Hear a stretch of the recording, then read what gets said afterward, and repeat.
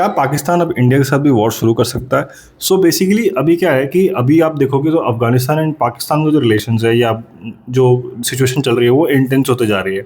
And United states के against जो countries रहती है लाइक रशिया हो गया, चाइना हो गया, ईरान हो गया, इन लोगों ने पाकिस्तान को पुश करना शुरू कर दिया है फॉर डिप्लोमेसी कि आप मिलिट्री एक्शन से कुछ भी मत करो, आप डिप्लोमेसी से डील करो सारी चीज़ों को। बट आसिम मुनीर जो इनका फील्ड मार्शल है 2 टकेगा, इन इसने इसका ऑब्जेक्टिव मेरे को लगता है कि बागराम एयरपोर्ट यूएस को देना है। बिकॉज इन्होंने यूएस को हमेशा और रशिया को and जो भी यूएसएसआर ने पहले करने की कोशिश की थी अफगानिस्तान वो वापस चले गए।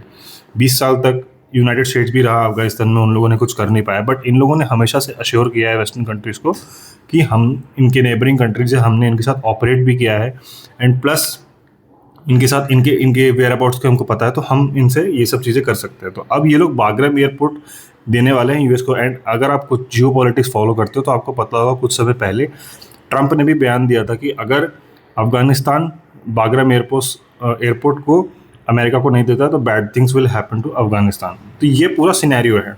अब आती है इंडिया के साथ वॉर की बात।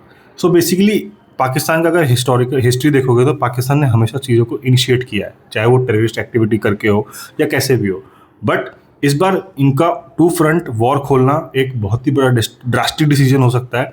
एंड अगर आप थोड़ा सा मॉनिटर करोगे तो भारतीय सेना भी अब धीरे धीरे वॉर की प्रिपरेशन है, वो डेजर्ट वॉरफेयर की वॉर की प्रिपरेशन अब वेस्टर्न बॉर्डर्स पे वो कर रही है धीरे धीरे।